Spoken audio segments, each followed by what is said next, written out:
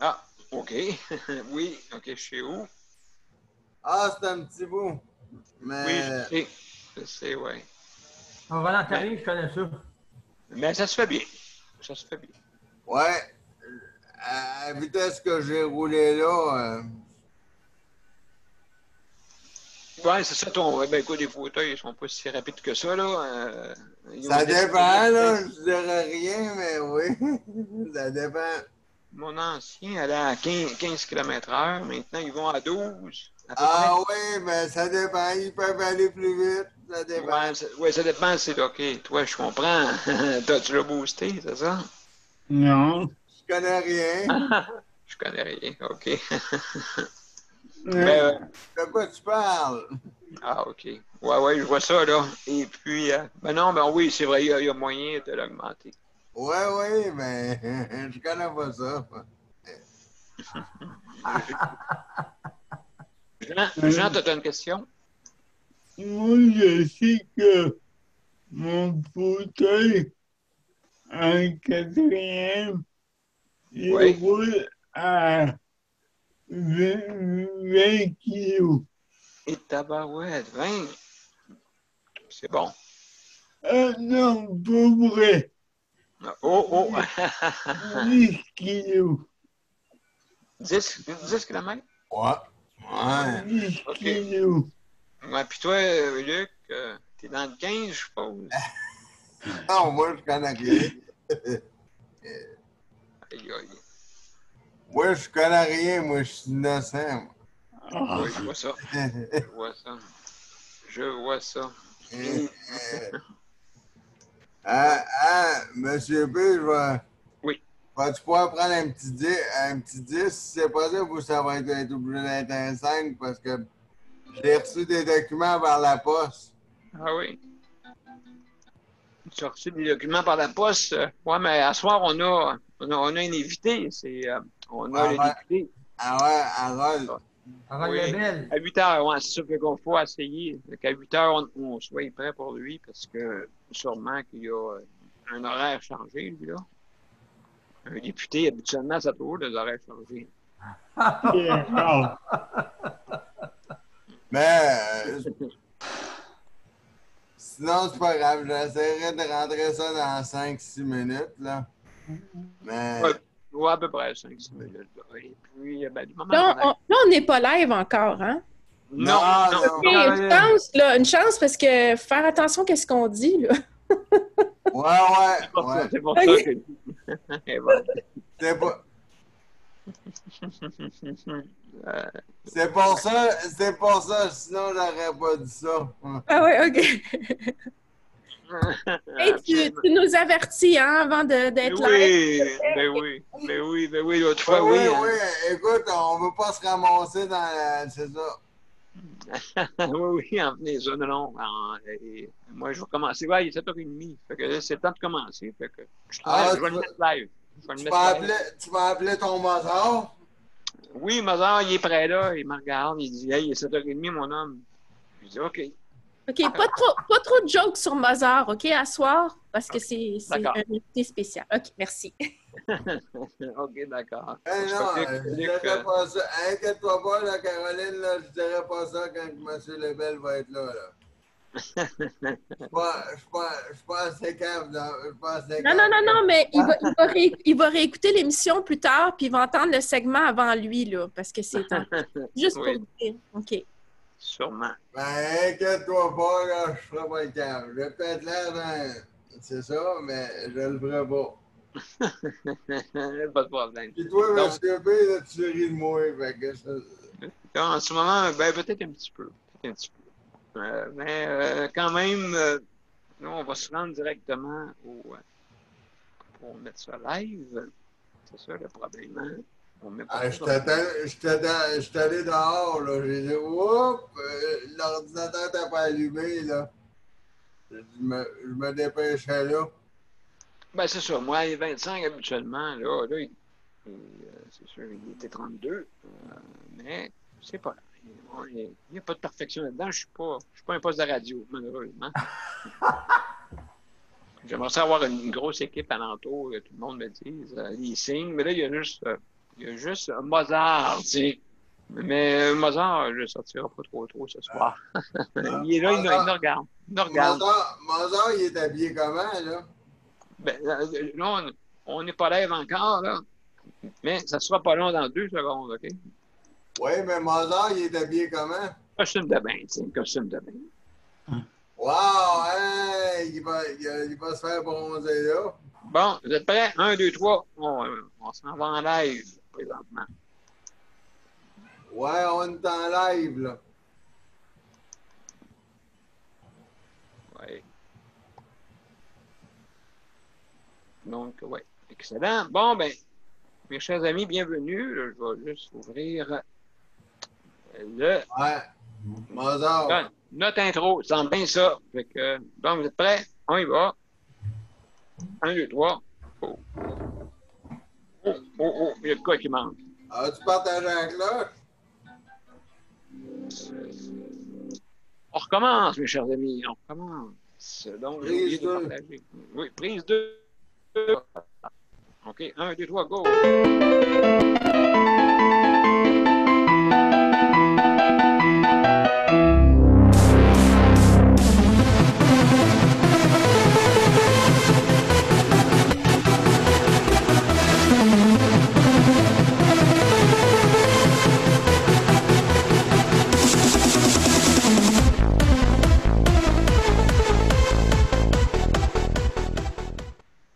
Salut tout le monde! Allô? Salut Jean! Salut Luc, Daniel, Allô? Caroline et c'est ça. On est juste. La gang va venir sûrement nous rejoindre. Et Monsieur P, tant qu'à aller. Ah, ben merci. Merci. Monsieur P aussi, voilà. Donc, ce soir, on a une bonne émission. On reçoit le député de Rimouski, M. Harold Lebel. Donc, il va nous parler. Il est dans l'opposition pour justement les proches aidants et les aînés. Et puis, on va sûrement avoir des bonnes discussions avec lui. Donc, comme d'habitude, hein, vous savez, je vous explique un peu comment venir sur notre émission. Maintenant, il y a 2 façons de venir. Vous avez par le lien du site web. Vous avez ça sur mon profil, hein, d'accord? Si vous le cherchez, et puis vous cliquez dessus, et puis vous arrivez sur notre panel de conférences de justice et santé. Ou sinon, vous avez aussi la possibilité par téléphone, si jamais vous avez des problèmes, soit informatiques ou que vous n'avez pas de système informatique. Donc, le numéro de téléphone pour nous rejoindre, c'est le 438, c'est dans la région de Montréal, d'accord? Le 809-77 99 et vous avez le code de réunion, OK, qui est le 450-895-2576. Vous pouvez nous rejoindre aussi par courriel, justice de santé, pas d'accent, en un mot, et puis commercial@gmail.com. D'accord? Donc, je vais juste vous rappeler un peu les rudiments du fonctionnement de notre panel.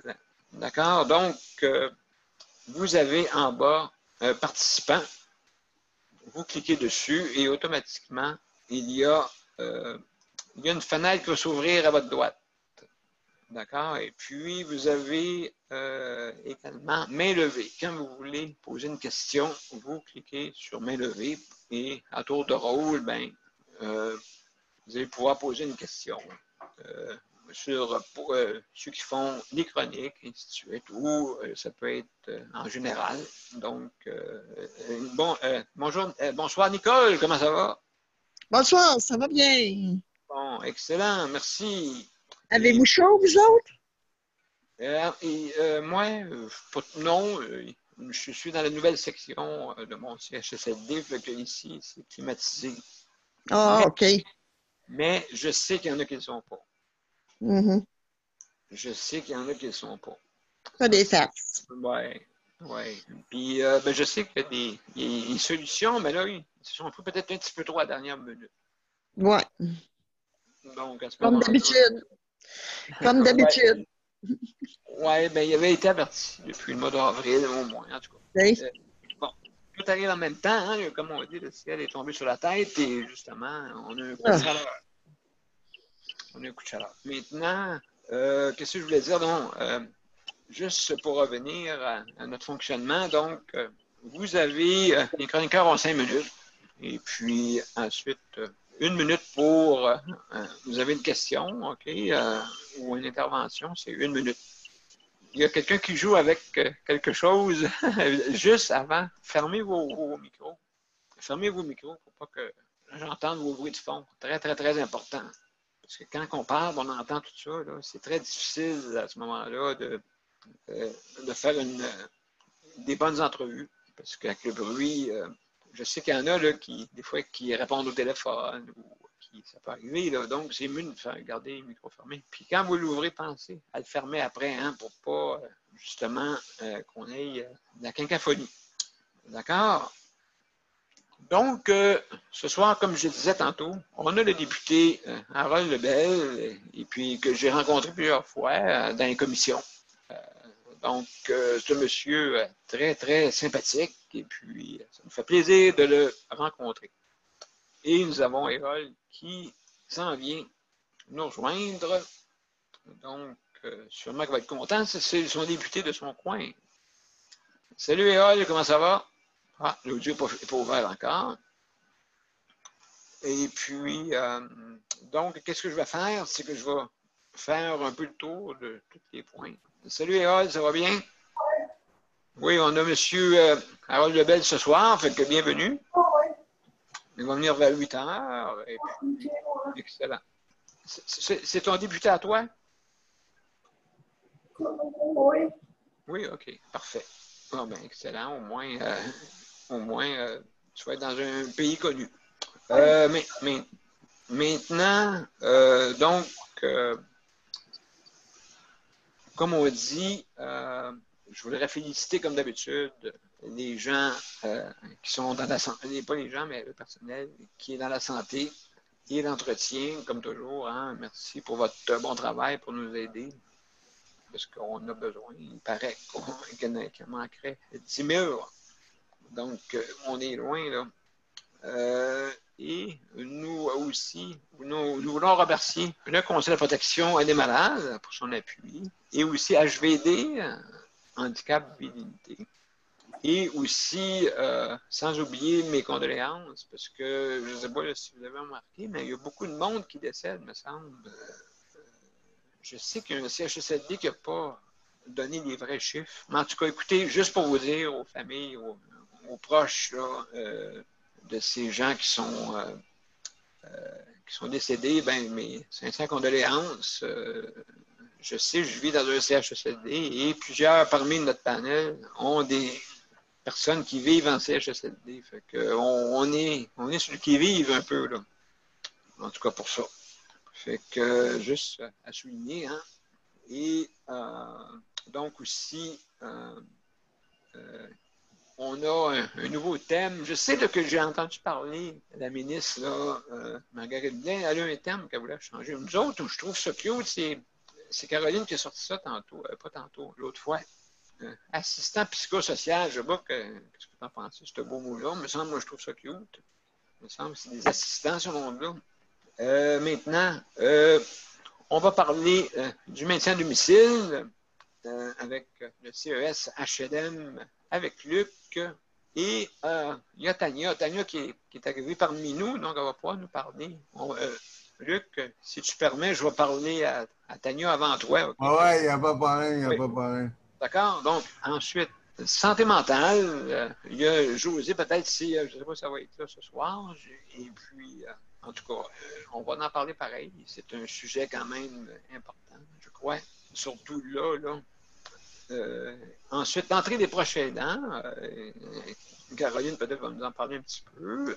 Les CHSLD, ben là, on va être là-dedans dans le vif du sujet. Et, sans oublier, à 20h, on a le député de Rimouski, Harold Lebel.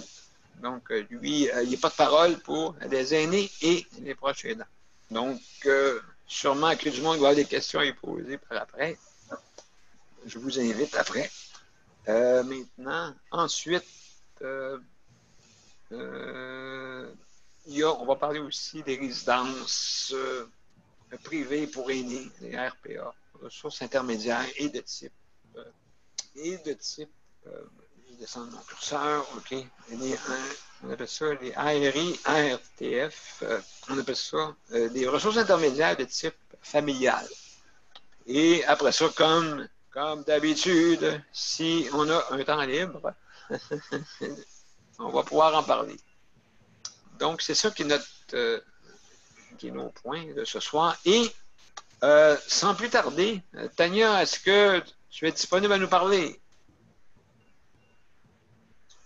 Oui, allô, excuse-moi, je commande quelque chose à boire. Je cherchais des ventilateurs. Il fait très chaud, puis quelqu'un était supposé venir installer l'air conditionné, etc. Et la personne n'est pas venue, puis il fait très chaud chez nous.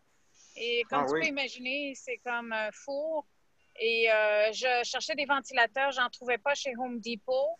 Et puis là, au lieu, je viens chercher quelque chose à boire et je reçois un courriel de quelqu'un que j'ai dit, j'ai demandé qu'il vienne participer à ton show, là, ton show que j'appelle show, mais tu sais qu'est-ce que je veux dire? Oui.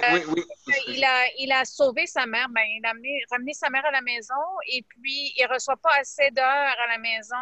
Et il dit qu'il a envoyé un courriel à M. Legault, mais je lui ai dit, le premier ministre, je ne lui ai pas dit, mais le premier ministre ne va pas lire son courriel. Il devrait l'envoyer à Mme McCann et Mme Blais. Mais même là, j'essaie de lui envoyer un email pour dire de venir ce soir pour donner son histoire, pour parler de son histoire. Parce qu'il dit qu'il a besoin de 70 heures au lieu de 35 qu'on lui donne, Daniel, parce que sa mère est très lourde. C'est un cas lourd. Mais il n'y avait pas le choix. C'était ça ou le COVID dans le CHSLD. Tu vois? Donc, il dit avec... Et c'est un gars qui a quitté son emploi. Quitté son emploi, Daniel. Quelqu'un qui avait un très bon emploi. Quitté son emploi pour s'occuper de sa mère.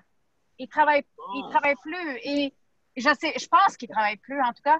Et il dit 35 heures, et je le crois, c'est pas assez parce que sa mère est agitée aussi, C'est pas comme ma mère. Et elle est très lourde. Ma mère, elle pèse 84 livres, c'est pas très lourd. Okay. Mais même là, j'ai mal au dos. Alors imagine, lui, là, il dit qu'il en peut pas. Il dit qu'il a besoin de plus d'heures que ça. Il y a M. Lebel qui est arrivé, fait que un petit salut tout bas. Bonjour. Bonjour. Comment allez-vous? Tout va bien. Vous? On passe au travail? On passe au travail, oui, malgré la chaleur, tout ça, et ainsi de suite. Et puis, je suis contente de voir. Et puis, Hérole, elle vient de votre coin, fait que on est bien contente de vous voir parmi nous. Je viens de Rimouski. Excellent! Super. Là, M. Lebel, on va terminer avec Tania. Tania est en train de parler parce qu'on parle d'un proche aidant.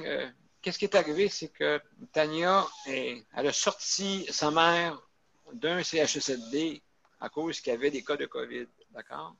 Et là, on voit le cheminement un peu qui est difficile. Tania, continue donc ton histoire. Oui, bonsoir, M. Lebel. Merci de venir ce soir. On sait que vous êtes parmi les plus, intéressés à notre cause. Et ma mère, sa voisine, avait le COVID. On me l'a caché. J'allais avoir une crise cardiaque. J'ai dû mettre un avocat parce que je savais qu'ils n'allaient pas me permettre de sortir ma mère. Ils ont fait une mise en demeure. Sinon, j'étais prête à faire une injonction.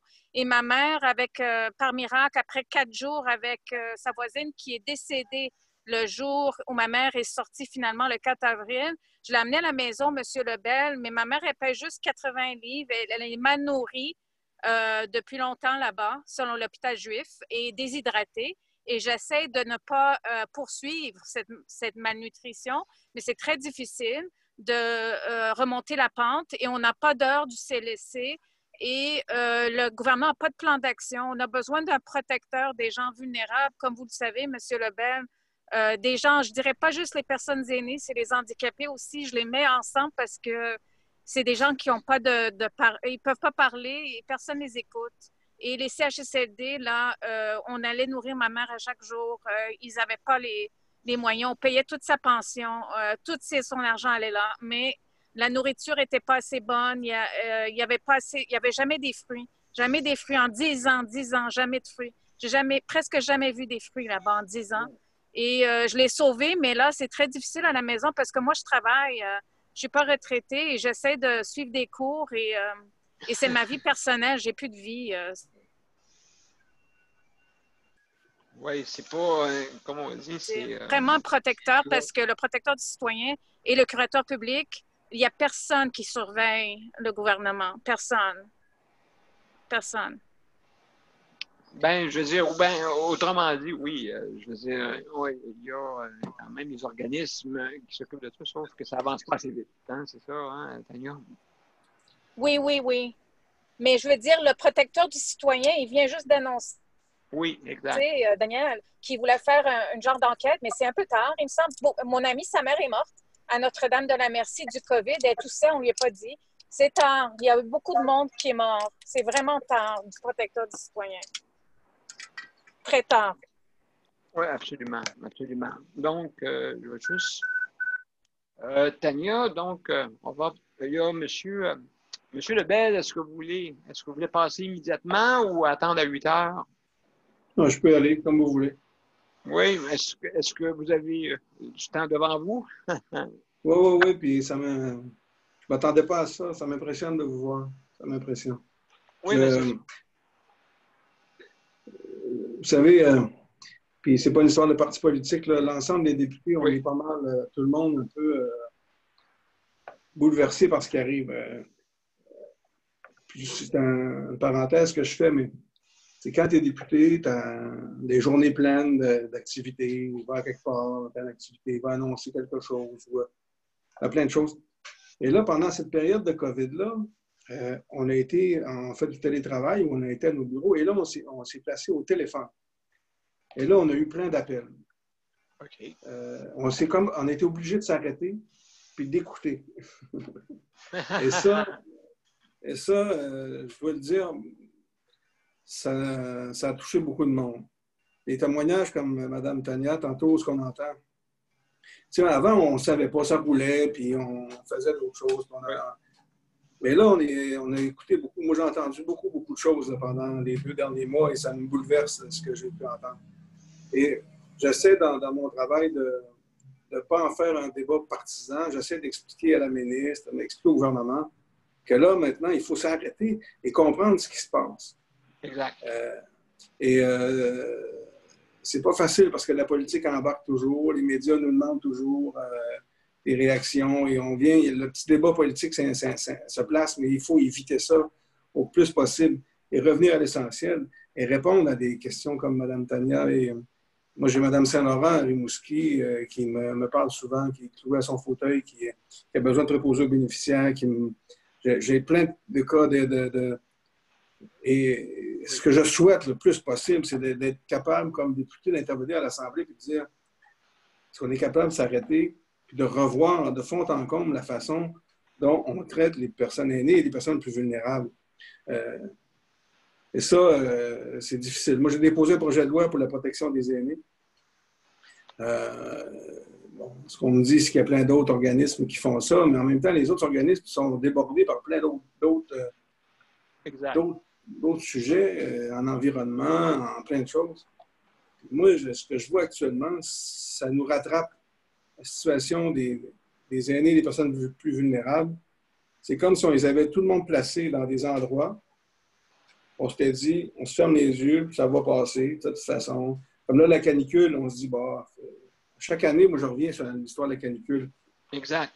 Mais on se dit, ça va passer, encore 1 mois, 2 mois, on n'entendra plus parler en septembre, on va être là. Mais à chaque fois, ça revient. Et là, ça revient plus dur que jamais. Je ne sais pas comment faire. Hein.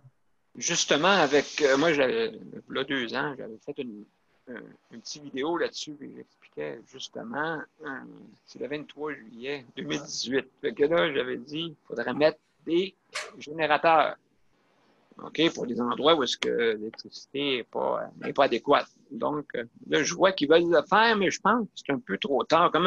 Qu'est-ce que vous pensez de ça, de ce retard-là? Est-ce que c'est un retard vraiment qu'on pourrait, comme on dit, il me semble qu'ils le savaient depuis longtemps. Là. Ils le savaient. C'est comme le salaire des préposés aux bénéficiaires. Ils savent depuis longtemps que ça n'a pas de sens. Mais Puis on retente. Puis là, l'ensemble des gouvernements. Puis moi, je pense que le gouvernement du Parti québécois aurait pu aussi à l'époque bouger plus vite. Tu sais, je ne veux pas faire de. Vraiment, là, je me dis, c'est un débat de société. Je dis, on se dit toujours, ça va passer. Tu sais. Ça va passer, oui. C'est ça. On se dit toujours. Puis la ministre est contente de ces maisons des aînés. Elle veut prendre l'argent, tout mettre ça là. En se disant, quand je vais avoir réussi ça, ça va être beau. Et pendant ce temps-là, il y a du monde, il y a des investissements qui devraient se faire dans les CHSLD, il y a des investissements qui devraient se faire dans les préposés aux bénéficiaires, mais là, on ne le fait pas. On met tout ça dans ces maisons des aînés pour sortir fort. Mais malheureusement, c'est comme ça depuis trop longtemps. Et c'est ça que j'essaie de répéter le plus possible. C'est là, aujourd'hui, j'ai posé la question sur la climatisation, puis elle m'a répété ce que vous venez de me dire. On va mettre des génératrices, puis des gens, des places qui n'ont pas de courant. Et je ne suis pas capable de comprendre que ça fait 3 ou 4 ans qu'on sait ça, puis là qu'aujourd'hui, on pense encore aux génératrices. Saint-Simonac, ça... Il n'y a pas eu de plan. Non, jamais. Parce qu'on s'était dit, l'été, ça finit en septembre. En septembre, on pensera à autre chose. Oui, ben c'est ça. Mais là, je pense qu'on est pris aussi avec le COVID, malheureusement. On a ça aussi appelé. Ouais, là, on a vu, hein, il y a Caroline qui va poser une question. Caroline, vas-y. C'est ma deuxième qui va vous poser des questions. Caroline, vas-y. Oui, bonjour, monsieur. Il y a 2 enjeux, en fait, supplémentaires par rapport à la chaleur, les canicules l'été. C'est que là, il y a des employés qui ont du matériel de protection sur eux autres, des jaquettes, des visières, des masques. Puis le masque, quand on l'enlève pour boire, juste prendre une gorgée d'eau, c'est problématique d'enlever l'équipement. Peut-être pas un masque chirurgical simple, mais là où il y a le COVID, il y a des masques N95 qui doivent être fités sur le visage. Fait qu'imaginez-vous un employé qui a un masque comme ça, qu'elle ne peut pas enlever, avec la jaquette, la visière, puis tout le kit, les lunettes, puis il fait chaud, puis elle ne peut pas boire. Bien, moi, je pense qu'elle va perdre connaissance, elle va être déshydratée. Donc, d'abord, pour les employés. Autre enjeu, c'est que les proches aidants, la règle est faire en sorte que s'ils rentrent dans un CHSLD, ils doivent aller dans la chambre de la personne et fermer la porte, OK? Et la barrer pour qu'aucun résident n'entre, pour qu'il n'y ait aucun contact avec les autres résidents et pour minimiser aussi les contacts avec le personnel. Donc, ma sœur va voir ma mère qui est dans une unité prothétique, donc elle met toute la jaquette et tout. Elle va dans sa petite chambre, puis elle ferme la porte, puis elle la barre. Fait que là, ma mère ne peut pas sortir, puis là, ils sont tous les deux là. Il y a l'air climatisé dans les CHSLD, beaucoup de CHSLD, mais c'est dans les aires communes, c'est pas dans la chambre. Fait que là, aujourd'hui, ma sœur était à 35 degrés dans la chambre avec ma mère toute la journée. Toutes les deux souffraient. Et c'est génial. Puis ils ne peuvent pas ouvrir la porte. Puis ça va être ça, comme ça, tout l'été. Oui, parce que c'est la règle pour les proches aidants qui rentrent dans les résidences. C'est pas juste pour les CHSLD, là, c'est pour les RI et tout. Quand les proches aidants, ils rentrent, ils vont directement à la chambre puis ils ferment la porte. Puis ils ne peuvent pas faire marcher leurs proches, etc. Ils n'ont pas le droit de sortir de la chambre. Fait que c'est ça. C'était mon intervention. Fait que c'est juste pour vous rappeler que là, ça va être encore plus difficile à cause de ces 2 choses-là. Ouais. Donc, on est confinés, là. Vraiment, ça, mais là, ça, Caroline, je veux dire, dans le fond, il faut absolument qu'ils ferment la porte. Oui, parce que il ne faut pas qu'un résident rentre, parce qu'il y a des gens qui font un petit peu d'errance. Hein. Même à l'extérieur des unités prothétiques, il y a des gens qui marchent puis qui peuvent rentrer dans les chambres. Fait qu'on est obligé de fermer la porte. C'est spécial, hein? Oh là là, oh là là. Oui. Bien, les proches aidants sont un peu traités comme des pestiférés là, quand ils rentrent dans ces établissements-là. On ne leur fait pas confiance. Puis c'est un peu spécial parce que les exigences qu'on a envers eux sont souvent supérieures aux exigences qu'on a envers le reste du personnel, qui ne pratiquent pas nécessairement la distanciation sociale, qui ne portent pas toujours un masque. Puis je le comprends, par contre. Je comprends un peu. Je pense juste que c'est problématique. Il y a quand même des désavantages à ça, puis qu'il va y avoir beaucoup de désavantages là, quand la chaleur va être installée. Là. Comme aujourd'hui, là, ma sœur, toute la journée dans la chambre avec ma mère à 35 degrés. Là. L'été va être long là, pour les deux. Là. Ça va être difficile. Oui, absolument. Ouais. Est-ce qu'il n'y a pas une unité pour mettre dans la chambre pour la climatisation, Caroline? Non, il n'y a pas ça. Oh, OK. Non. Il faut, en fait, on pourrait déverser des cours, tout ça, mais l'installation devient problématique là, parce qu'on n'a pas le droit de rentrer. On peut pas. Tu sais, quelqu'un, par exemple, quelqu'un qui voudrait installer une caméra là, en temps de COVID, il faut du Wi-Fi pour les caméras. Habituellement, ça fonctionne comme ça. Fait qu'il faut faire rentrer quelqu'un de Vidéotron parce qu'il n'y a pas. Pour installer tout ça, puis on n'a pas le droit.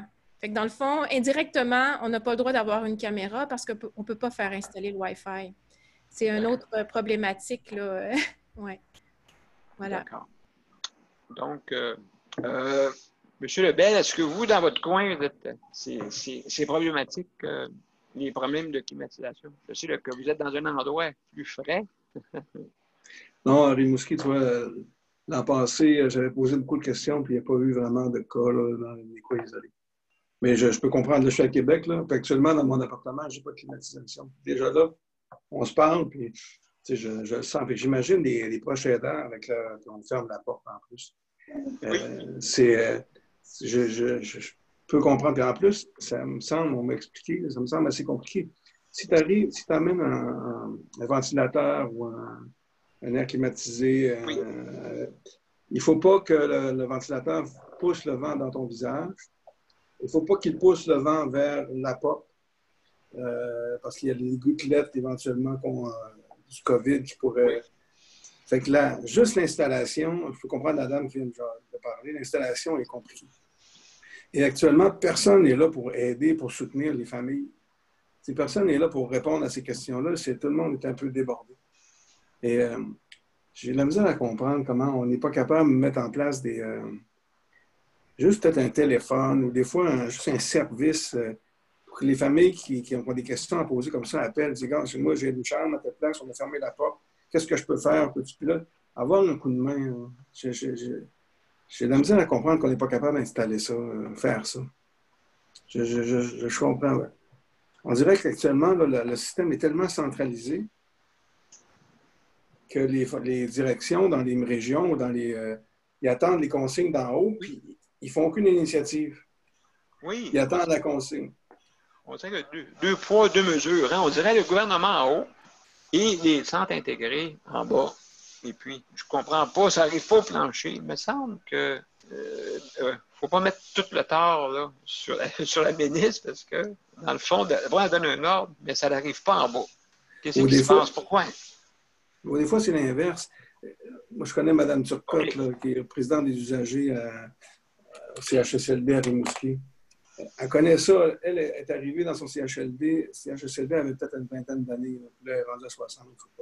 C'est une personne handicapée qui avait... Elle connaît ça sur le bout de ses doigts. Elle sait exactement ce qu'il faut faire à la vue. Mais des initiatives locales dans un CHSLD pour aider les personnes, ben, c'est impossible. Tu ne peux pas le faire. Tu ne peux pas prendre l'initiative parce que tu as un responsable en haut qui faut se rapporter à l'autre, puis à l'autre, puis à l'autre, jusqu'au ministre. Oui, c'est le 435. J'ai l'impression des fois que la centralisation trop forte que le ministre Barrette a faite à l'époque dans son système, ça empêche du monde de se revirer de bord à répondre à des histoires de gros bon sens comme la dame vient de faire. Puis, on est tout du monde de bonne volonté. On n'est pas des fous, là, le monde. On devrait être capable, des fois, de se dire, ben là, ça n'a pas de sens, enfermer 2 personnes dans une chaleur comme ça, puis fermer la porte. Y a-t-il une solution différente?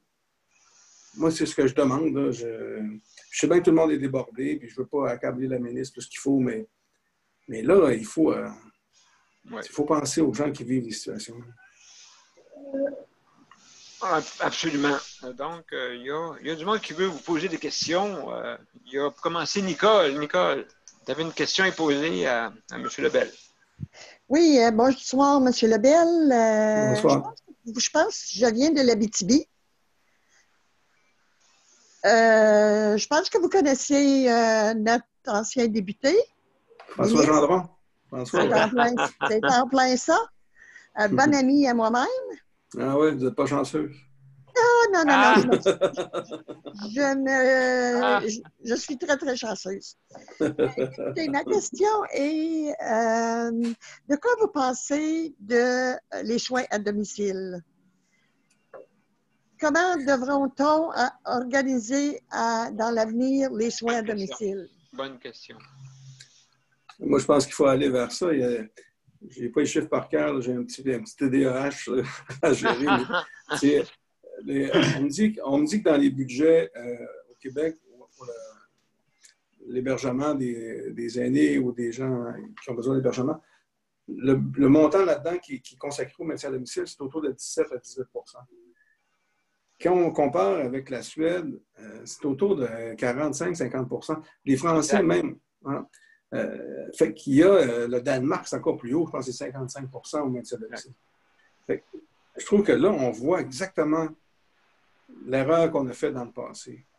Voilà. Puis là, puis la ministre répond par des maisons des aînés. Je ne suis pas sûr que c'est la bonne façon. Puis je suis content pour les aînés qui ont accès à cette maison-là, puis je ne cracherai pas dans la soupe, mais, Oh oui. mais il me semble qu'on devrait plutôt faire en sorte que les aînés puissent demeurer chez eux. Vous venez de l'Abitibi, une région un peu comme la mienne. Là. Je ne peux pas comprendre que c'est la solution de déménager des aînés de Trinité-des-Monts, d'Esprit Saint, de Squatec, de Biencourt, des emmener à Rimouski ou à Rivière-du-Loup. C'est pas. Ils ont bâti ces villages-là, puis là, on leur dit, vous autres, là, pour vieillir, vous allez venir vieillir dans votre belle maison des aînés à Rimouski. Je ne suis pas sûr que c'est ça qu'ils veulent entendre. Je suis vraiment pas sûr. Ce qu'ils veulent, c'est des services à domicile. Ce qu'ils veulent, c'est que le monde, au niveau économique, on s'assure qu'il y ait du transport dans le monde rural. On croit encore au monde rural, qu'on n'abandonne pas le monde rural, qu'on sert des services de proximité. Et pour ça, il faut allumer, il faut se réveiller, il faut se dire comment on aménage. C'est pas vrai qu'on va tout centraliser en ville. C'est pas vrai. C'est un problème de société, ça, là, hein, M. Lebel? C'est un problème de société. Là. Ça n'a pas de bon sens parce qu'on stationne carrément les aînés dans des. Ouais. Je ne sais pas qui est arrivé avec cette idée-là de dire que c'est le paradis dans les centres d'hébergement. C'est à cause qu'on fait à manger, je ne sais pas. Et pourquoi que notre société, ici au Québec surtout, on a un pourcentage de centres d'hébergement plus élevé qu'ailleurs. Oui, je ne sais pas. Puis là, on parle de CHSLD, mais tantôt, quelqu'un m'écrivait là, sur ma déclaration que j'ai faite aujourd'hui. J'ai posé une question sur la climatisation. Il m'expliquait que dans les ressources intermédiaires, dans les résidences pour aînés, les RPA, c'est aussi pire. Fait que, on a eu une logique, on s'est dit, nous autres, puis ça, on a eu une logique étatique de dire qu'il faut tout concentrer les aînés ensemble, puis les personnes vulnérables ensemble, qu'il y ait plus de services proches. Mais il faut se dire aussi que, comme société, on est un peu coupable. On s'est débarrassé un peu des gens. Voilà. On s'est débarrassé de nos vieux, on s'est débarrassé de nos frères et sœurs qui étaient handicapés. On s'est dit, on n'a pas le temps de s'en occuper, on va les placer dans des endroits, puis ça va être correct. Et là, ça nous rattrape. Ça nous rattrape, puis ça, je suis un député depuis, je fais mon 2e mandat, et ça, je ne pensais jamais vivre ça et vivre cette réflexion-là. Surtout durant cette crise-là, justement, cette maladie-là s'attaque vraiment aux personnes qui sont en âge avancé, hein? Vraiment nos aînés. Là. Et puis, on dirait que le ciel nous a tombé sur la tête, c'est toujours ça. Et puis, peut-être pour nous, c'est un signe pour nous faire comprendre de quoi, d'après moi. Oui, puis moi, j'ai tenu un colloque à Rimouski à l'automne, en octobre, sur comment mieux vieillir dans Rimouski-Neigette, dans ma région. Et toutes ces questions-là, on se les posait. Moi, je revendique depuis longtemps les états généraux sur le vieillissement de la population, sur comment on prend soin des gens. Ça a tout été repoussé. Fait que j'ai décidé de faire mes petits états généraux dans mon comté moi-même. Et on a signé une déclaration commune, plein d'intervenants pour dire comment on voulait prendre soin, puis prendre en considération le phénomène du vieillissement. Dans le Bas-Saint-Laurent, comme en Abitibi, probablement, en tout cas comme en Gaspésie, puis la Côte-Nord, c'est sûr, il y a une personne sur 4 qui a 65 ans et plus. C'est quand même 25 % Si on n'allume pas, là, ça ne marchera pas. Puis au Québec, ça va dans 10 ans, on va être là. Et là, on a besoin de préposés aux bénéficiaires. On a besoin de gens qui vont faire du maintien à domicile. On a besoin de ça. Puis c'est pas en les payant 14-15$ de l'heure, Saint-Simonac, qu'on va, on va réussir à attirer du monde. C'est là, il faut se dire, il y a un choix de société. Puis il faudra que le monde se mette les yeux devant les trous. Absolument, parce qu'on est les prochains Oui. les personnes qui vont avoir, qui vont être à leur retraite, et puis là, maintenant, qu'est-ce qu'on va faire? Donc, on a besoin de services, ça dépend. Ça dépend pour qui, là, c'est sûr, là. Ça dépend pour qui. Donc, il y a une question. Il y avait Jean, tantôt, je pense que c'est lui le premier qui avait levé. T'as une question, Jean? Jean, vas-y. Bonjour. Bonjour, Jean. Bonjour, monsieur. Lebel. Monsieur. Ton nom, c'est quoi? Lebel. Lebel. Bonjour, monsieur Lebel. Moi, j'aurais 2 questions. Moi, j'ai la paralysie cérébrale Oui, c'est vrai. de naissance. Et ma mère voulait me garder, mais elle n'a pas pu. Parce que le gouvernement ne voulait pas. Donc, le gouvernement m'a placé dans un centre d'accueil. Pour faire une histoire courte, j'ai habité un appartement. J'ai eu une femme handicapée. OK. Je suis marié 2 fois. Tu es marié 2 fois? Oui. Wow! Oui. OK. Et en tout cas, j'ai fait mon bout de chemin comme un gars dit ordinaire. Ordinaire. Ordinaire. OK. Oui. J'ai essayé. Quand ma première femme m'a remis en CHSLD, OK. je me retrouvais en prison. Donc là, j'ai un problème. Mon corps n'est pas adapté pour les OK. Donc, CLSC, donc ton cas, c'est pas les CLSC, c'est une autre chose ici, encore pour le maintien à domicile. CHSLD. CHSLD. OK. Mon cas n'est pas assez grave. Il Pour aller en pas assez CHSLD. lourd.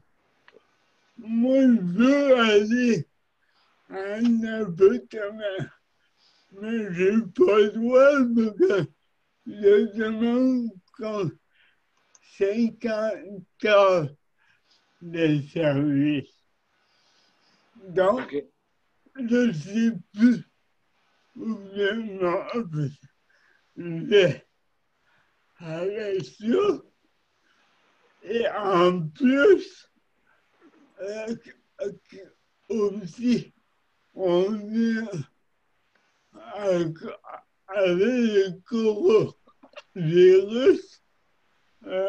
Ma soeur, elle a un bout de Chicoutimi, Rimouski, dans le boulot.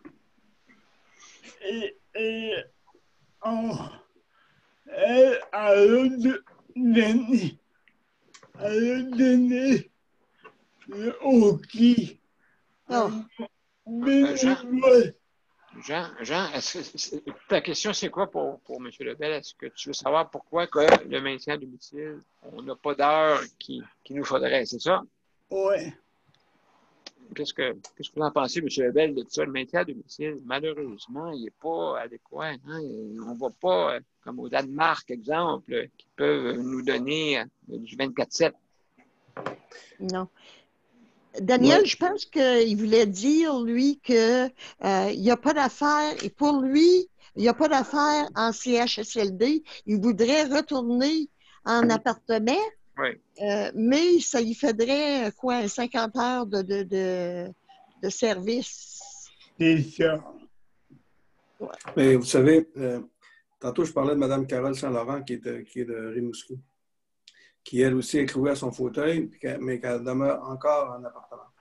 À un moment donné, avant les fêtes, elle m'écrivait, elle dit, Harold, si je n'ai pas de service, parce qu'elle n'avait pas de préposé aux bénéficiaires qui allait travailler pour elle, elle ne pouvait pas, et ça changeait souvent. Elle aurait même une femme, puis là, c'était tout le temps un homme, puis ça changeait. Bon.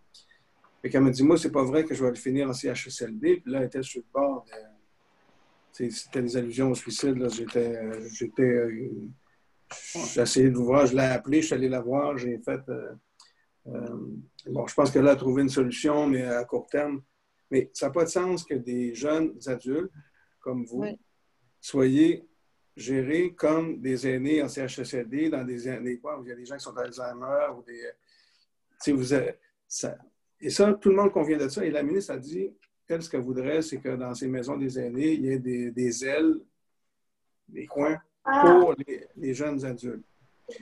Bon, mais ça, tout ça, c'est des constructions pour 2022. Dans un coin comme chez nous, il y aurait 2 maisons des aînés. Dans tout le bas du fleuve, là, qui part de l'Apocatière, qui va jusqu'à Matane, qui va dans le Haut-Pays, il y aurait 2 maisons des aînés, une à Rivière-du-Loup, une à Rimouski. C'est sûr que ça ne peut pas... Il faut investir dans le maintien à domicile, investir dans améliorer les logements, s'assurer que les équipements soient disponibles, et favoriser, avoir des meilleurs salaires pour les préposés aux bénéficiaires, les préposés qui viennent aider. Il faut avoir des salaires qui ont du bon sens. La pression va monter. Si on ne donne pas de salaire, si on donne rien. Et là, ce n'est pas la faute des syndicats, la faute de tout ça. C'est donnons des salaires. Puis invitons des jeunes. Moi, j'ai 2 jeunes garçons. Là, il y en a un qui cherche l'ouvrage puis qui dit, moi, c'est des emplois qu'il faut valoriser, de venir s'occuper des gens, puis de leur permettre d'avoir une discussion avec gens que je viens de discuter, d'avoir du temps pour eux autres. On a besoin de gens, mais de ce monde-là. Et pour ça, il faut les payer. Il faut donner des conditions de travail qui ont de l'allure. Actuellement, ce n'est pas ça. Non, et c'est pas égal, hein? On a le chèque emploi-service, et puis qui a des salaires, sûrement que vous connaissez, et puis qui des salaires disparates un peu partout dans la province. Donc, oui, il faudrait mettre tout ce beau monde-là à des salaires égaux, me semble. En tout cas, ça, c'est ce qui devrait être fait. Ou sinon, on a des gens qui ne sont pas formés, des fois, qui embarquent là-dedans. En tout cas, c'est assez compliqué. Il faudrait avoir des budgets. Là, je suis comme vous autres. Là. Je rêve comme vous autres. Là. Je suis comme vous autres. Là. Je suis content de la discussion. Puis je pense tout haut aussi. Je me dis, tant que les décisions vont être prises à Québec ou à Montréal, ça ne marchera pas. Il faut payer notre monde comme du monde, puis organiser nos services selon nos territoires, selon nos réalités en région. En région. Ouais. Et actuellement, ce n'est pas comme ça que ça fonctionne. Tout le monde est géré de la même façon, mur à mur, que tu sois à Lens-à-Beaufils en Gaspésie ou à un village de l'Abitibi ou de l'Outaouais. C'est la même maudite affaire. Et c'est là que ça ne marche pas. Non. Oui, il faudrait changer un peu notre façon de faire là, dans cette politique. C'est M. Barrette qui a fait tout ce changement-là. Hein? Ah, wow! Avant ça, on avait nos belles régions. On avait nos 6. C'était pas un 6-7, c'était les 6. On avait un conseil d'administration dans chaque ville. On savait qu'est-ce qui se passait sur notre territoire. Mais aujourd'hui, c'est tout rendu centralisé, soit à Rouyn-Noranda, soit à Moss. C'est tout centralisé. Alors, comment voulez-vous que quand il n'y a pas de chat qui guette les souris, ben c'est quoi que ça fait, une souris? Ça danse. Exactement. Ouais, Exactement. c'est pas juste une histoire de chat qui surveille les souris, il y a du monde intelligent dans nos régions, dans nos sous-régions, dans la capitale nationale aussi, dans le quartier de Montréal. Ouais. Ils pourraient prendre des décisions, ils pourraient dire, comme à Jean, on va te trouver un appartement adapté, puis on va t'arranger quelque chose. Puis, ouais. Ils pourraient, si on avait des moyens de décider nous autres mêmes, on pourrait prendre ça. Mais là, on n'est pas capable. Là, je pose des questions à la ministre souvent. C'est quoi là, les proches aidants pour aller dans les hôpitaux? Et ça a pris du temps avant de savoir. Puis quand elle m'a expliqué que oui, ça pouvait arriver, que les proches aidants puissent aller dans les hôpitaux, la directive n'était pas encore envoyée. Fait que moi, j'ai quelqu'un, un cousin, qui est à Longueuil, qui a appelé à l'hôpital. Il dit là, la ministre a dit ce matin, comme proche aidant, je peux aller voir ma mère qui est vieillissante, puis qu'elle serait atteinte du COVID ou elle a des problèmes de santé mentale. Et l'hôpital, ils ont dit on n'a pas encore reçu la directive, monsieur. Fait que vous reviendrez demain. Fait que, c'est parce que la directive n'était pas encore arrivée. Le temps qui va. Mais là, tout le monde attend après la directive. Tout le monde attend après le point de presse de M. Legault à 1h. Il dit bon, là, qu'est-ce qu'on va faire? C'est ce qui me choque le plus, c'est qu'on est intelligent, on serait capable, si on était capable de prendre nos décisions nous autres mêmes dans des coins, puis donner des meilleurs services. Mais encore là, comme c'est Jean, son nom, qui me parlait pour... Oui, Jean. Jean, lui, comme d'autres que je connais, je cherche son nom, il y a un acteur qui a stérose en plaques aussi, un acteur de... Ah, ceux qui ont fait Back to the Future? Non, au Québec, il a fait Elvis Gratton, il a fait... voyons. Ah, OK, oui, je sais qu'est-ce que... Oui, oui lui aussi, il collait à son fauteuil, puis on s'est parlé souvent, mais c'est la même chose, c'est... Dave Richer, non? Oui, Dave Richer. Oui, okay. Dave, c'est un bon gars, puis on a jasé beaucoup. Puis il m'expliquait, lui, il a réussi à avoir sa maison, il a sa femme, il a encore ses enfants autour, mais sa maladie le rattrape, puis c'est difficile. Mais c'est des richesses, ces gens-là, là. C'est des gens qui peuvent... c'est pas vrai qu'il faut les parquer tout ce monde-là dans les CHSLD. Moi, je ne suis pas capable. Et ça, cette réalité-là, là, avant la COVID, avant ce qui nous arrive, on la voyait comme pas. La vitesse de la société roulait tellement vite qu'on ne voyait pas ça. Et là, on s'aperçoit qu'il y a ça qui existe. Et là, il faut juste être sûr qu'on n'oubliera pas après.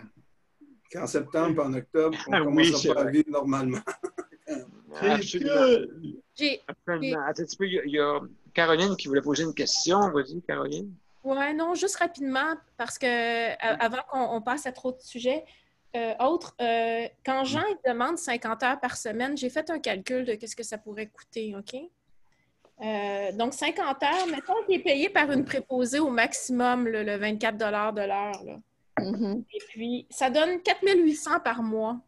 Puis une place en CHSLD, le gouvernement, apparemment, ce que ça coûte, c'est aux alentours de 8 500. En fait, c'est 10 000, mais tu contribues une partie. C'est sûr qu'il y a d'autres choses. Il y a d'autres choses qui coûtent de l'argent quand on est à domicile. Il y a peut-être de l'équipement, etc. Mais il me semble qu'on ne peut pas... c'est même plus abordable, finalement, le maintien à domicile qu'une place en CHSLD pour une personne handicapée. Qui demande 50 heures par semaine. Fait qu'il n'y a pas de logique, là. Il n'y a pas de raison que Jean ne soit pas dans son logement. Là. Il n'y a pas de raison financière. Là. Ça ne coûte pas plus cher. Là. Ça coûte moins cher. J'aimerais donner mon commentaire.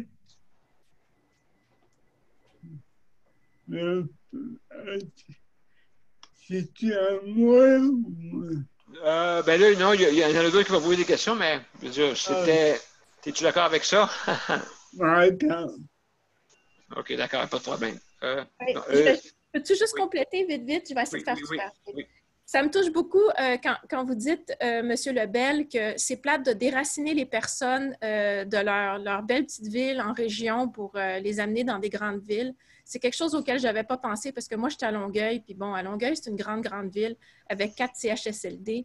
Mais aussitôt qu'on se retrouve à l'extérieur des grandes villes, j'ai jamais pensé à ça, mais effectivement, c'est inhumain de retirer une personne âgée de sa ville, de sa communauté pour la parquer quelque part dans une grande ville.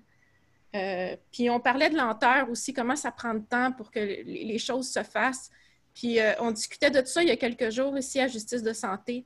Le seul moment où le système est rapide, là, c'est quand on change d'établissement. C'est quand ma mère est en RI et la même journée, on lui a dit, il y a une place en CHSLD qui vient de se libérer. On appelle la famille et on dit, appelle quelqu'un, va chercher un camion parce qu'il faut qu'elle sorte de la chambre, il faut qu'elle arrive dans l'autre chambre demain. Ou quand une personne décède, le corps est encore tiède, la personne est encore dans son lit et on demande à la famille de vider la chambre. Là, on est rapide, hein? C'est drôle, hein? Là, ça presse. Là, ça presse. C'est le seul moment où ça presse dans ce système-là. C'est quand on doit enlever une personne qui est parquée à une place puis la mettre ailleurs. J'ai jamais compris. J'ai vu, moi, tellement de gens en pleurs, des familles en pleurs. La personne est encore à l'hôpital. Il devait retourner à la RI ou au CHSLD pour vider la chambre parce qu'il y avait quelqu'un d'autre qui devait rentrer. Comment ça se fait, ça? En tout cas, OK. Je suis... Non, mais fini là. OK, next. Non, vous me parlez de Longueuil. Quand je parlais de mon cousin l'autre jour, lui, sa mère est à Longueuil dans une résidence intermédiaire. Ils ont découvert la COVID. Et les employés étaient infectés. Fait que les employés sont allés en quarantaine et on a mis d'autres employés. Mais ma tante, elle ne pouvait pas, elle ne les connaissait pas, puis elle avait un problème, pas Alzheimer, mais elle était inquiète, là, fait qu'elle a paniqué un peu. Mais comme le COVID s'est installé, ils ont décidé de vider le RI et d'emmener les patients à l'hôpital Pierre-Boucher. Quand ils sont arrivés là, la tante a paniqué, elle s'est demandé, elle s'est vu ce qu'elle était. Fait que comme il n'y avait pas le temps de s'en occuper, ils l'ont attaché à sa chaise. Puis ils ont donné des médicaments pour la droguer. Oh. Puis après ça, quand elle a été attachée, là, ils ne savaient plus quoi faire avec. Fait qu'ils l'ont emmenée à l'étage de la psychiatrie. Oh, puis ils l'ont attachée à son lit à la psychiatrie. Mais elle s'en sortait bien avec la COVID. Elle n'avait pas vraiment de problème. Elle était juste mêlée et énervée. Oui, il y a des mais là, ça a pris du temps. Là, il a fallu... il a fallu je conseille mon cousin, appelle telle place, essaye là, fais ci, fais ça. Puis là, il a fini par pouvoir y parler quand ils ont donné ils ont dit qu'elle allait mourir. Parce qu'elle était mourante, il pouvait y parler. OK. Ça se fait du compte, elle a joué un tour, elle n'est pas décédée. mais elle est encore sur cet étage-là. Mais imagine, des gens de 75-80 ans qui ont été enseignantes, qui ont fait plein de choses dans leur vie. Et là, on vit une situation qui est complètement... Mais c'est un film d'horreur. C'est un film d'horreur. Ce qu'elle a vécu, c'est véritablement un film d'horreur. Moi, je l'aurais vécu, puis j'ai pas de problème cognitif, puis tout ça, et j'en serais traumatisée, là. Fait que, tu sais, on vit des choses qui sont hallucinantes. Il faut juste se trouver des façons. Tu sais, moi, comme député, j'ai expliqué à mon monde, moi, j'ai pas été... quand je voulais me présenter député, c'était pas pour régler des problèmes comme ça. Là. Je m'attendais pas à ça. Mais là, je suis là, c'est ma responsabilité. Et je vais être sensible à ce qui arrive. Puis je pense que tous les députés de l'Assemblée nationale, dans toutes leurs circonscriptions, ils doivent entendre ce que vous dites. Puis ils doivent prendre. Puis je pense que tout le monde devrait pas voir ça comme des. C'est des fois en politique, on réagit en disant non, notre gouvernement est bien bon. Là. Il ne faut pas faire ça de même. Il faut entendre ce que les gens nous disent puis dire wow, il se passe quelque chose. Puis, moi, ce que j'invite, c'est que tout le monde de communiquer avec leurs députés et leur dire je vis quelque chose qui n'est pas correct. Là. Puis, ben oui, je pense que c'est la manière de faire. Mais je veux dire, il faut, comme on dit, jouer du coude un petit peu pour réussir à des fois obtenir des choses que vraiment, c'est le gros bon sens. Hein? C'est le gros bon sens qui parle. On a Éole qui aimerait ça. Il y avait une question. Éole, vas-y. Comment? Je vous avais écrit un petit mot, Monsieur Lebel. Je m'appelle Éole Charon-Paquette. Je viens de Tarimouski. Et c'est que je savais que vous m'aviez répondu par écrit. Mais je ne pouvais pas vous répondre parce que je peux pas. J'ai de la difficulté à écrire. Puis en plus que j'ai découvert que j'étais dyslexique à mes dépens par mon père.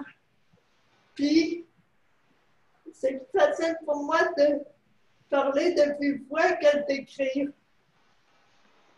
Puis j'aurais bien des choses à vous raconter par rapport à ce que je vis ici.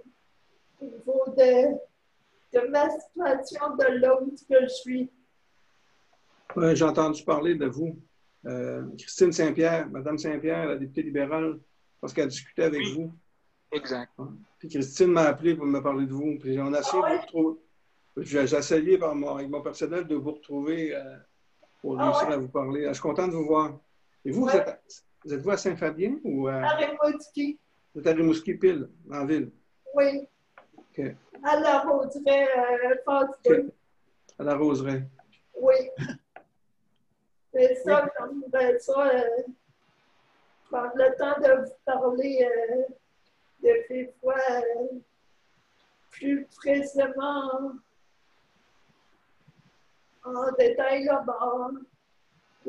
Je vais prendre communication avec vous. La Roseraie, c'est un HLM.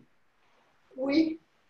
Ça, c'est une autre affaire. C'est que il y a beaucoup d'aînés ou de personnes vulnérables qui sont dans les HLM. Oui, j'ai 44 ans. Vous êtes jeune. Et dans les HLM, quand toute la pandémie est arrivée, non. Et quand la pandémie est arrivée dans les HLM, on ne s'est pas occupé des HLM. On s'est occupé tout de suite des hôpitaux, des CHSLD, puis on a dit des HLM. Puis les gestionnaires des HLM, là, ils ont été débordés, ils n'ont jamais su. Puis il y a des HLM qui ont enfermé, ils ont embarré leurs résidents. Et ça, c'est effrayant aussi. J'ai intervenu une couple de fois, mais Mme Éole, la Roseraie, je vais m'organiser pour communiquer avec vous. OK. Est-ce que vous avez, parce que je peux vous envoyer mon Skype? Oui, elle veut parler par Skype. OK, ben, trouvez-moi une façon de me l'envoyer, puis je vais le... Moi, c'est EOL07. OK. En commercial.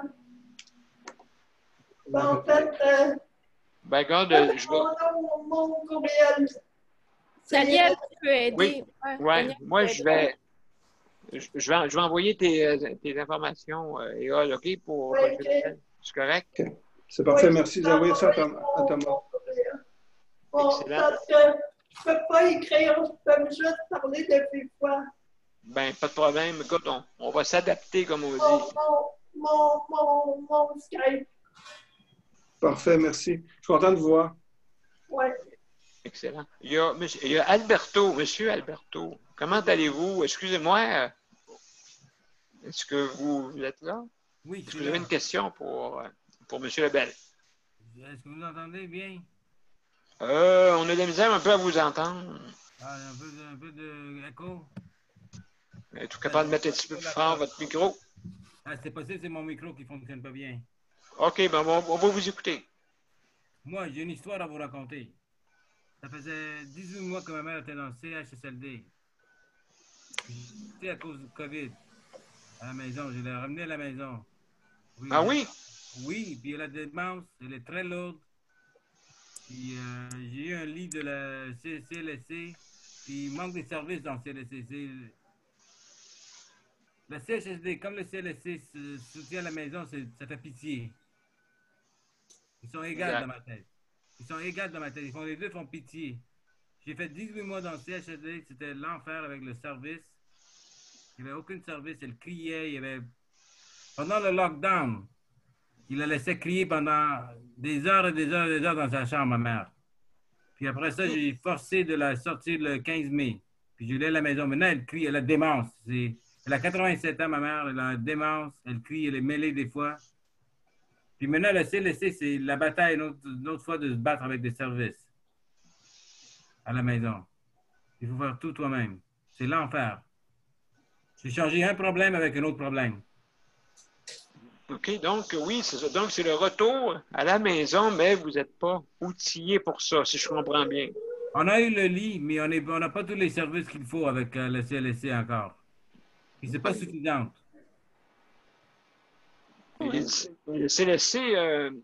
Lebel, je sais là, que c'est quelque chose qui est très important, mais on dirait qu'il y a des manques un peu. Les CLSC, ça a beaucoup changé, mais je ne sais pas si monsieur... moi, je pense que toutes les entreprises d'économie sociale, de services à domicile, c'est un joyau québécois. On a développé ça, c'est des entreprises. Oui. Et on est en train de... Il y avait quelque chose à bâtir là pour aider des gens comme M. Claudio. Votre prénom, Oui. monsieur? Alberto. Oui, c'est Alberto. Monsieur Alberto, il y avait des services dans ces réseaux-là intéressants. Puis ça commençait à se bâtir bien. Et ça pouvait donner des services à des gens comme vous, aller à domicile, donner un coup de main. Mais actuellement, le personnel de ces réseaux-là, comme ils sont sous-payés, mais là, il y a eu des primes pour aller dans le réseau de CHSLD, puis dans des résidences, d'autres résidences, ils ont perdu leur personnel. Le personnel est tout parti. Fait que, comme j'expliquais tantôt, il y avait un groupe que je connais, il y avait une centaine de personnes qui pouvaient aller aider les gens à domicile. Là, ils sont rendus 22. Ils sont plus capables de donner le service comme avant parce que tout le reste... Fait qu'il on a un gros problème là et je peux comprendre ce que vous vivez. Les CLSC, ils doivent être débordés aussi. Mais il faut pas laisser faire ça de même. Là. Il faut continuer à... Je ne sais pas qui est député dans votre circonscription, mais on a un rôle à jouer. L'appeler et dire là, j'ai un problème à la maison, il faut m'aider. Moi, quand ma mère était dans la résidence, j'allais là-bas tous les jours. On avait une présence de 12 heures par jour à la résidence. On ne la laissait jamais tout seul, maman, parce qu'elle criait. Et le personnel était débordé de la nourriture. Il ne savait pas comment la gérer. On avait toujours une présence là-bas. Puis quand on a fait le lockdown, ou interdit les visiteurs ou les proches aidants qui nous traitent comme les... Ouf! J'ai aucun mot à décrire comment... Pestiférés.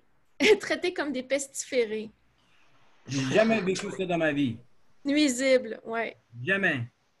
Puis chaque chose qu'on leur demande, c'est non, ou c'est compliqué, ou ils ont des réunions, puis ils font du gangbanging sur toi. Ils bâchent partout. Ils font du bashing partout. Mais je pose une question. Est-ce que les gens qui sont dans ces réseaux-là, ou des gens comme vous, est-ce que des fois je pose la question, est-ce que vous avez peur de dénoncer? Est-ce que vous avez peur de dire... Est-ce que vous avez peur? Oui. Oui. Ouais. Oui. Ça, j'ai une caméra vidéo, puis j'ai plein de vidéos où ils maltraitaient ma mère. J'ai jamais dénoncé personne. Jamais. Parce que c'est du gangbanging. Ils se rapportent back au personnel. Puis ils vont te dire c'est Alberto qui a rapporté sur toi, Daniel, ou Alberto a rapporté sur Harold. Ils vont venir te courir après. J'ai plein de vidéos sur ça où ils pitchent ma mère comme un sac de patates dans le lit. Non. Non. Plein de ces vidéos-là comme ça. Puis ils m'appellent pour me dire, tu as des vidéos qui maltraitent. Je ne veux rien savoir. J'ai une vidéo. Je m'en occupe. On va régler ça dans le futur. Parce que si je dénonce ça, ils vont venir après toi. Ils vont venir après toi. Oui. Chaque fois que je faisais une plainte, ils revenaient sur ma plainte, ils me revenaient sur moi, ils tombaient sur mes pieds. Oui. J'ai pas le temps pour ça. Oui. Puis moi, j'ai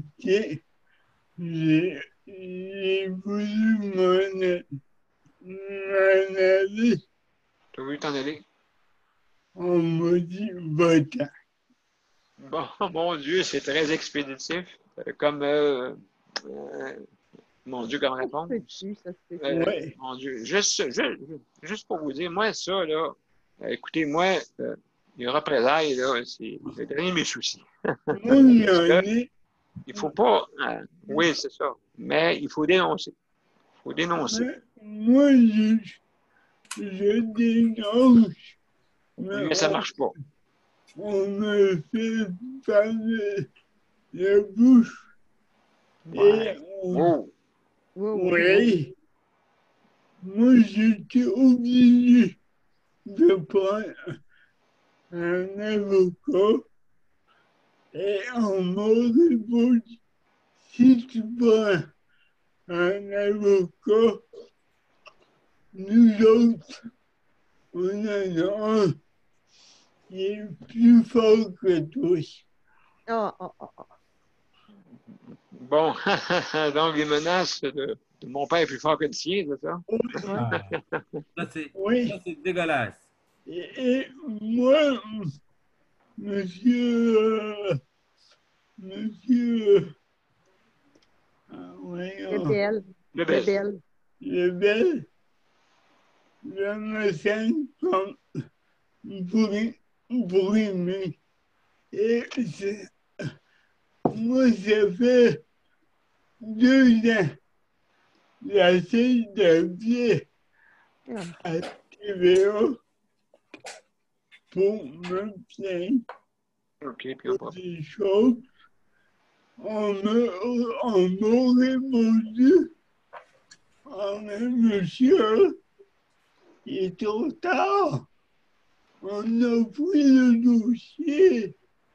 Ouais, mais, gars, moi, monsieur Lebel, moi, je dit, honnêtement, oui, les pourvoyés sont pas payés. D'accord. Mais moi, quand j'entends dire des pourvoyés qui arrivent à 3 heures, OK, à quelle heure ma pauvre t'arrives? À quelle heure on va manger? Et t'arrives. Quand il rentre, non, mon sang, papa, nous autres, on entend tout en dehors de la chambre. On dirait qu'on est dans la rue. OK, c'est vraiment pas isolé. Je Non. comprends. Ah, mon Dieu, OK, je Ça comprends. parle, puis on dirait qu'il travaille dans une chaîne de montage. Tu te sens comme dans une cage, oui, c'est sûr. C'est sûr. Est-ce que je peux savoir de quelle région tu es? Granby. Granby? OK, Oui. Granby. Il vient de Granby? Oui, Granby. Là. Pas grande. Là, j'attends pour aller au lac Saint-Jean. OK, là, tu vas aller à Saint-Jean? Non, au lac. Au lac Saint-Jean, OK, OK, d'accord. Oui, OK. En bout de Rimouski, C'est mieux, Rimouski. L'Abitibi, tu as des beaux services, Jean, pour les handicapés. Tu as Rémi Mayou qui est là-dedans, qui est pour les handicapés, qui fait le plus gros téléthon du Québec pour la région. Et puis, l'argent est tout le temps dépensé dans la région pour des handicapés. Alors, viens-t'en dans notre belle région. Mais c'est beau, Granby aussi. Je comprends pas qu'il n'y ait pas de service à Granby comme ça, qu'on peut pas Ah. servir. Ben, il y en a un peu partout, hein? À Granby, j'ai demandé, j'ai parlé à mon député, OK. Gamodel. Il m'avait donné un nom. J'ai parlé avec lui, son attaché de presse, Oui. et on voulait trouver des solutions, mais on n'en avait pas trouvé. La seule solution qu'il y avait, c'est à Trois-Rivières, c'est Michel Coutu. Monsieur Coutu. Monsieur Coutu, OK. Oui. Lui, il a inventé 2 centres pour personnes handicapées à Trois-Rivières. Oui. On m'avait offert d'aller donner des conseils quand j'essaye d'appeler mon député pour aller à la TV pour donner mes commentaires. Je me sens comme à côté au mur, puis j'ai aucun retour de rappel. Oui. Yeah. Ben, je pense que d'après moi, Jean, je pense que tu auras besoin d'aide, je vais t'aider là-dessus parce que ça n'a pas de bon sens. Là. Tu peux pas être comme ça. Fait que, écoute, je pense qu'on va se parler après là-dessus, Jean. OK? Ça te va? Monsieur Lebel, Je peux aider aussi si vous voulez. Je peux... Ben, merci, M. Lebel. Merci. J'aime ça. Parce que moi, je suis rendu à bout. T'es rendu à bout. Oui. Et je suis rendu dans... Je suis malade mentalement. Ouais, je pense que là, tu as besoin d'aide, mon cher Jean. Fait que, écoute, on va t'aider. Écoute, juste pour laisser la chance aux autres, Jean, OK, je vais laisser. Luc, il y a une question qu'il voulait poser, que je laisse la chance au moins à tout le monde. Vas-y, mon cher Luc. Je pense que ça fait longtemps que tu attendais. Ouais, moi, la question est pour M. Lebel. Est-ce que vous trouvez ça normal? Parce que moi aussi, j'ai la paralysie cérébrale néonatale. Puis j'aimerais savoir, est-ce que vous trouvez ça normal? Moi, j'habite dans un HLM sur la rue La Bonté à Longueuil. Et j'aimerais savoir, est-ce que vous trouvez ça normal que moi, j'ai chèque emploi de service, mais j'ai 50 heures aux 2 semaines. J'aimerais savoir, est-ce que vous trouvez ça normal? Je fais plainte par-dessus plainte. J'aimerais savoir, est-ce que vous trouvez ça logique et normal? Non, je ne trouve pas ça normal, mais c'est quoi la réponse qu'on vous donne? La réponse, c'est mais là, c'est la pandémie. Mais là, c'est la pandémie. Lâchez-la, la pandémie. Je sais qu'on est dedans, mais moi, on est dans la pandémie, mais c'est moi qui est dans le pétrin, là. Ils ont enlevé CLSC. J'avais CLSC 5 jours. Ils ont dit, on va vous donner chèque emploi service. CLSC va venir une seule journée.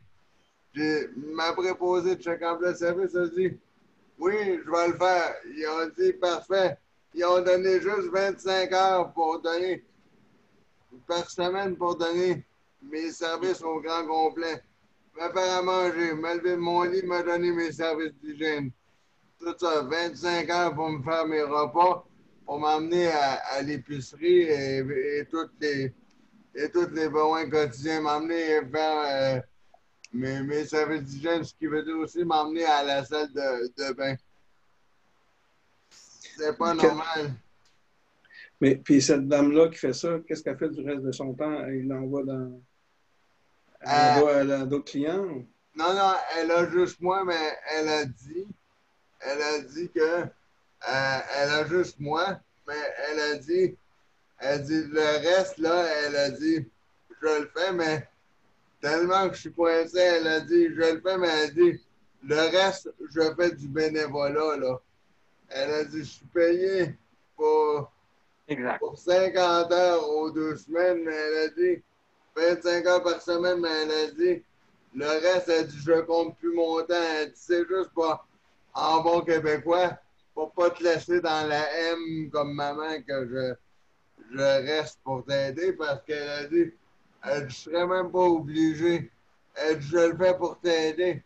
J'ai dit, oui, mais j'ai fait une plainte au CAP pour faire une plainte pour dire que j'avais pas assez d'heures. Mais je suis tanné, là, parce que j'en veux des heures, là. J'ai fait ma plainte, j'attends encore. Attends. Ouais, c'est 45 jours.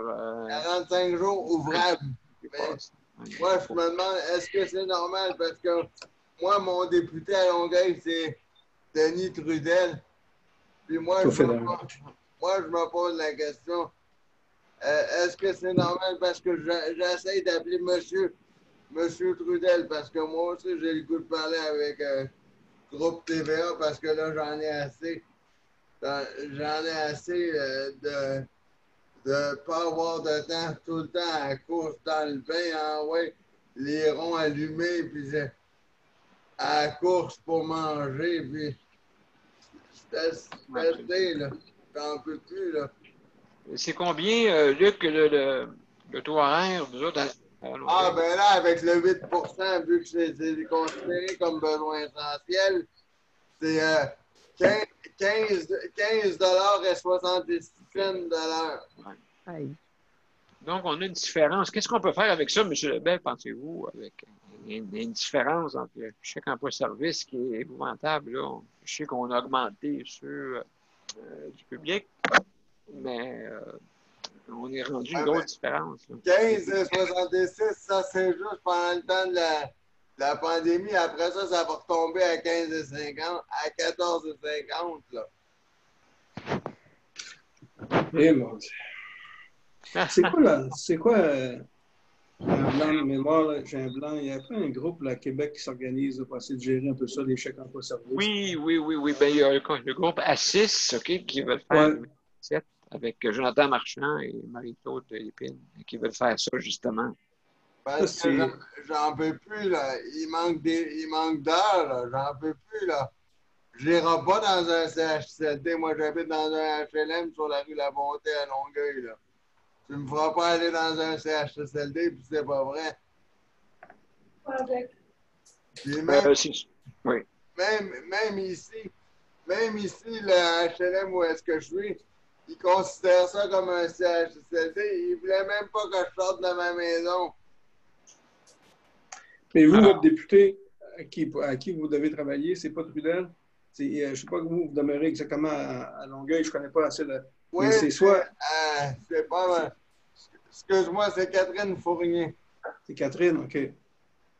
OK. Alors, parlez à Catherine, puis je vais la croiser, Catherine. Je vais lui dire aussi qu'on s'est parlé. Je ne sais pas si quelqu'un peut m'envoyer vos coordonnées, là, j'aimerais ça. Ah, absolument, ça va me faire plaisir, M. Lebel. Est-ce que, je veux savoir, on a dépassé le temps. Est-ce que vous restez jusqu'à 9 h avec nous ou bien... Ah oui, je reste. Oui, OK. Mais très bien. je reste. Ben, merci beaucoup, c'est très apprécié. Désolé, M. Lebel, pour ma montée de lait, mais c'est pour faire une rigolade, mais j'en peux plus. J'ai pas d'heure, c'est pas normal. Je vais faire une parenthèse, désolé pour les autres, je vais faire une parenthèse tout en restant poli, mais si c'était le gouvernement, là, qui était à notre place, là, puis que nous, on va les gérer, là, je pense qu'ils aimeraient ça qu'on les gérerait comme du monde.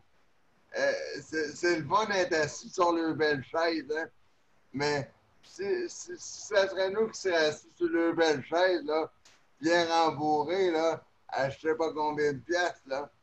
Je pense qu'ils aimeraient ça être bien nourris, puis avoir le temps de respirer entre deux bouchées, puis entre le temps de prendre le bain pour être obligé de faire à la vitesse, là. Absolument raison. Il y a Tania. Il y a Tania qui veut poser une question. Juste me rappeler le nom du monsieur qui parle. C'est Luc. Luc, OK. Ben, Luc, c'est mon prénom. Jérôme, mon nom de famille avec un J comme Jacques. Salut, Luc. On va s'en reparler. Je vais sûrement accrocher Catherine. Je vais y en dire un mot. J'imagine que monsieur Daniel Pilat va vous donner mon numéro de cellulaire, j'imagine. Avec plaisir. Merci, Daniel. Si tu me permets, parfait. Ah, il n'y a pas de problème. Tu peux donner à M. Lebel mon numéro de cellulaire. D'accord. Excellent. Donc, il y a Tania qui voulait poser une question. Tania. Oui, je voulais répondre à M. Lebel qui parlait de représailles. Moi, ça fait plus que 10 ans que je vis des représailles. Moi, à 36 ans environ, j'essayais de travailler puis de m'occuper de ma mère qui avait l'Alzheimer à très jeune âge. Mon père décédé à 20 ans. Et quand je me suis plaint des services du CLSC parce qu'ils ne me donnaient pas, parce qu'ils disaient que je vivais avec ma mère, alors que je travaillais au centre-ville de Montréal, qui prenait comme 1h30 pour m'en aller là et revenir 1h30. On me donnait pas. Et quand je me suis plainte, la travailleuse sociale du CLSC a monté un dossier contre moi en connivence avec la travailleuse sociale du CHSLD où ma mère a été institutionnalisée parce que le CLSC ne pouvait pas me donner aucune heure de chèque emploi de service. Et on a institutionnalisé ma mère et on a envoyé le curateur public à mes trousses essayer de voler la maison. Excusez-moi d'utiliser ce verbe, mais c'est vraiment voler. Parce que moi, mes parents n'ont pas été, ont travaillé dur. Ils sont venus au Québec. Mon père ingénieur a travaillé avec la sueur de son front partout à travers le Québec et en Ontario.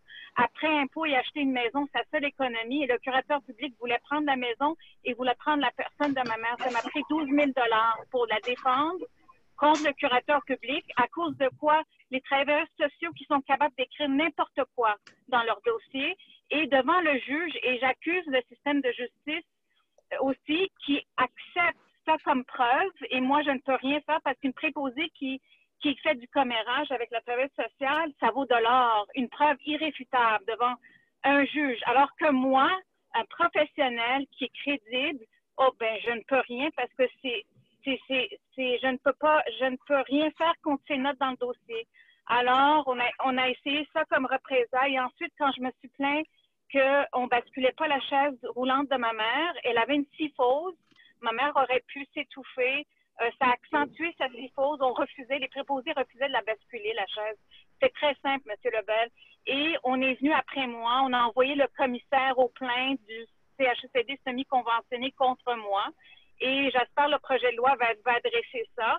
Et aussi, le protecteur du citoyen n'a rien fait quand j'ai fait une plainte. Ils ont pris les dires du CHSLD comme du cash. On dit, on les a appelés, il n'y a pas de problème. Mais j'ai dit, j'ai envoyé des photos, excusez-moi. Le corps de ma mère est tout tordu. Et à la maison, maintenant, je suis incapable d'ouvrir les jambes de ma mère, M. Lebel. Ça me fait pleurer. Je ne suis incapable d'écarter ses jambes pour mettre ses couches. Tellement elle est rigide.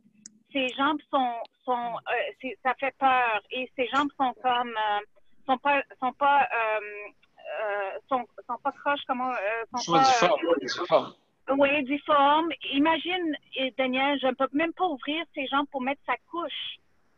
Moi, je comprends. Elle a souffert là-dedans. C'est qu'on refusait de l'ajuster dans la chaise, dans le lit, n'importe comment. Et puis, on envoyait, et le protecteur du citoyen n'a rien fait. Ça prend une réforme qui inclut le curateur public, parce qu'on envoie le curateur public à nos trousses. Les juges qui prennent ça comme du cash, les travailleurs sociaux qui écrivent n'importe quoi, excusez-moi. Parce qu'un préposé qui vient parler à un travailleur social, c'est une preuve irréfutable devant le système de justice. Alors moi, j'ai perdu confiance en tout. J'ai tellement perdu confiance, je me dis que moi, ma parole ne vaut pas grand-chose parce que je dois payer beaucoup en avocat pour prouver que je me suis occupée de ma mère au lieu de fonder une famille à 36 ans, excusez-moi, au lieu de m'occuper de ma carrière. Mais c'est ça la représaille, M. Lebel, de tout le monde. Curateur, système de justice, qui prend leur côté. Ça prend une réforme qui inclut tous ces acteurs-là.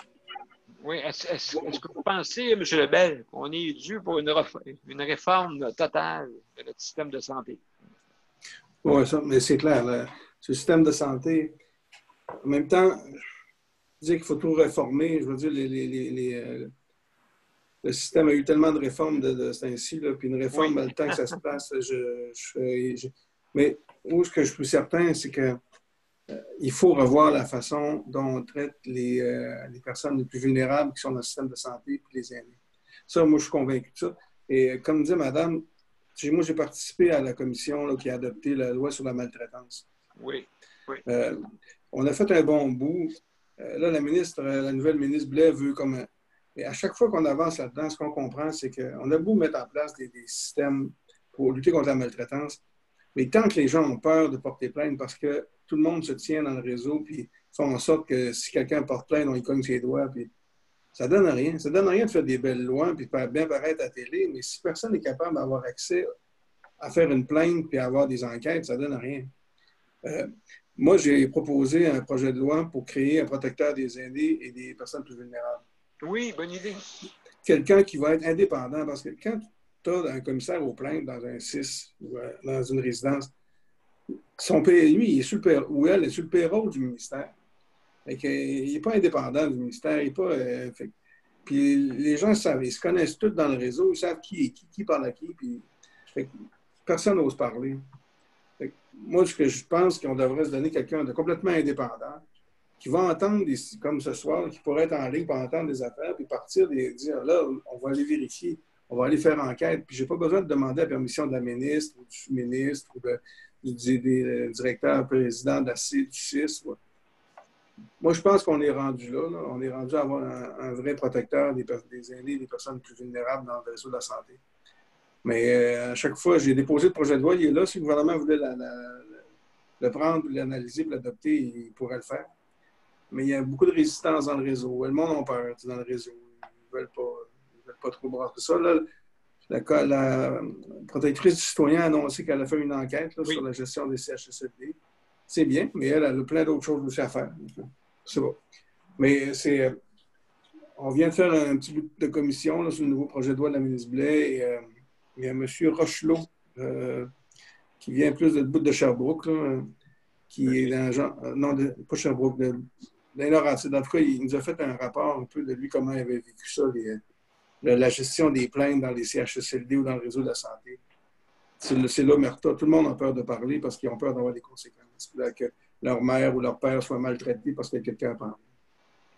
Est-ce que vous pensez que je vous écoute, ça va aider, mais ça, c'est juste pour les employés, mais est-ce que les employés aussi ont une loi de l'omerta? Hein? Mais je sais là, que nous autres, les personnes, les usagers qui veulent faire porter plainte, bien là, il faut passer par le processus. Donc, moi, avec M.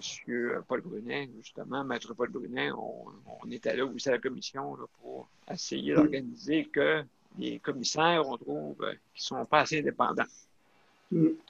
Donc, on se retrouve avec un gros problème. Il nous reste juste une minute avant la fin de notre émission. Je sais qu'il y en a qui voulaient poser des questions encore.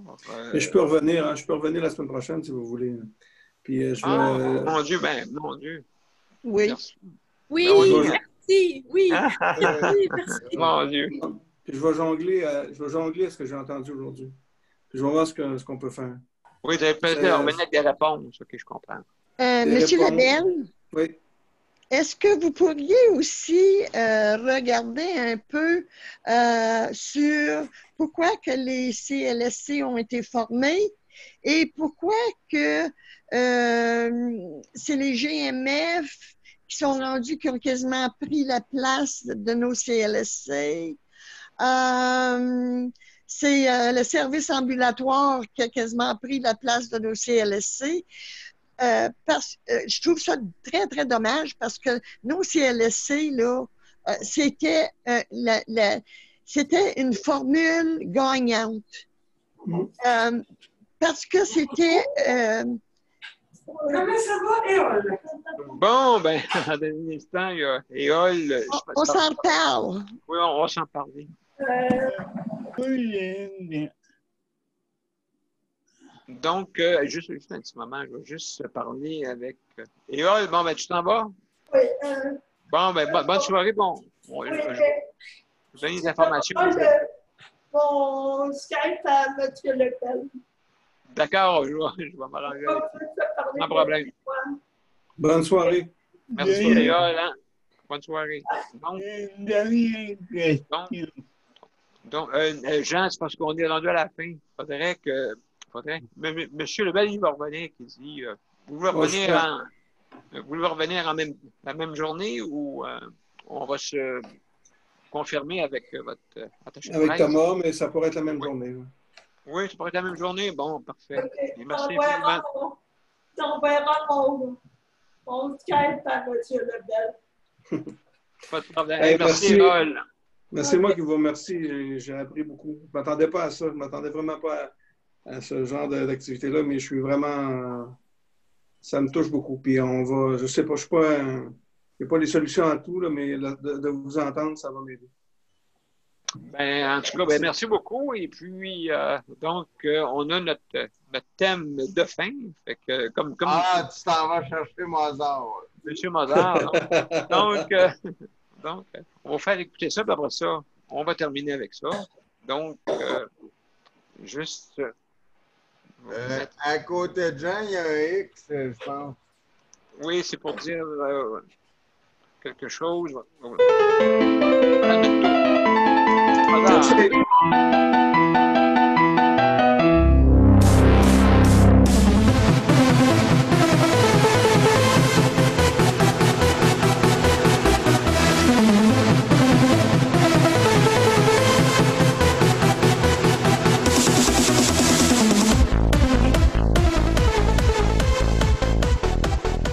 Voilà, mes chers amis. Ben, merci beaucoup. Hein? Merci. Merci beaucoup, Daniel.